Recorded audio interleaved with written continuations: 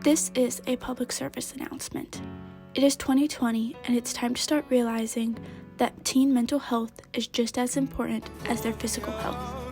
Mental health problems are on the rise amongst teens, and it's important that we start talking about it.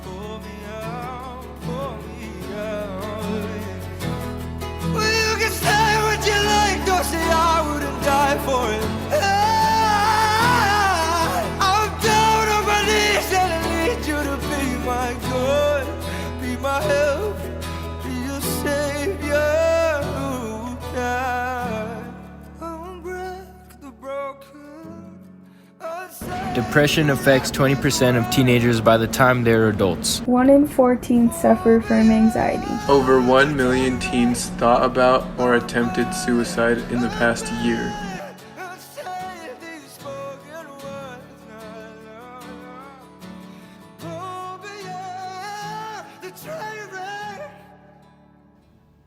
There was once a teenage girl. She went to school every day and got good grades.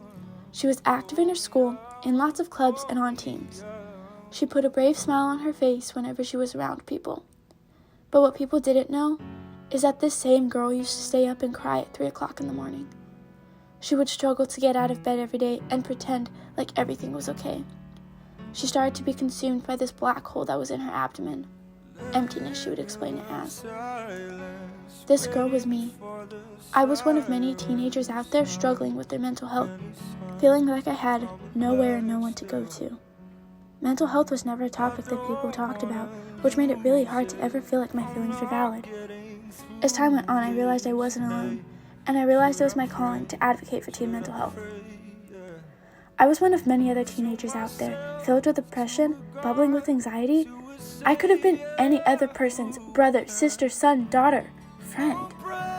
This is why it's so important to start opening our eyes about teen mental health. So many teens struggle with their mental health, and people never know it because there's such a huge stigma surrounding mental health. The same stigma is what causes mental illnesses to become worse and leads to teens not getting the help they deserve. Author and mental health advocate Morgan Scott was interviewed for this public service announcement. This is her story. I struggled with anxiety a lot as a child and as a teen as well. And then after I had my second daughter, who is 5 now, I had really bad postpartum depression.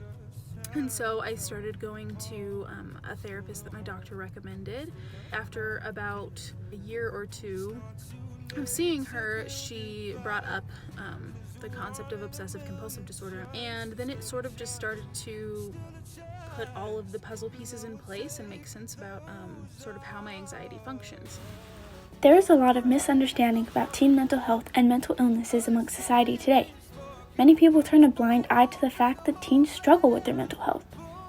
This is because we don't see mental illnesses like we see a broken limb, and it's sometimes difficult to understand what people are going through when we can't see it.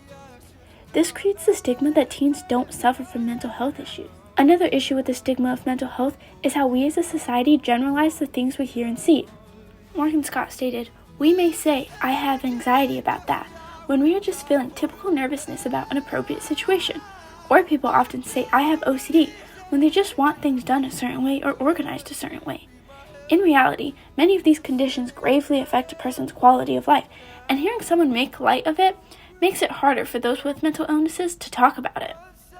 When we make mental illnesses seem like little things, people who are struggling feel even worse about themselves and are less likely to seek help. It is evident that there is a problem, and it is evident that people should care to make a difference in this world for those teens that struggle with their mental health.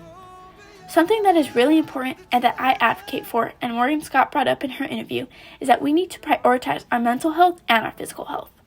This goes for parents, teachers, and people in the healthcare world.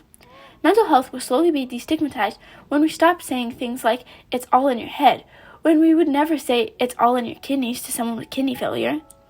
Another way people can destigmatize mental health is by having an open conversation about mental health. Parents, talk to your kids about mental health. Let them know that they are in a safe home and have someone to confide in if they ever feel depressed or anxious. The same thing goes for teachers.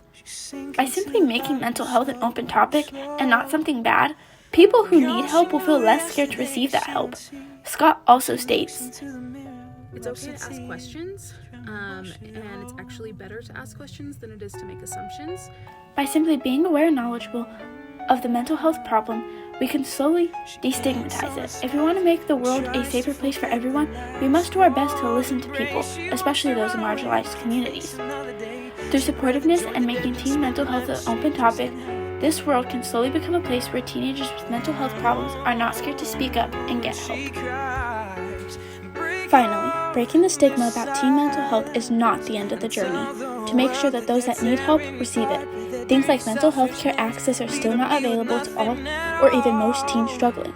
Although breaking the stigma does not solve all problems, it does help those struggling feel less lost and alone in this very scary battle. Up against me, my skin begins to crawl, leaving me with nothing at all.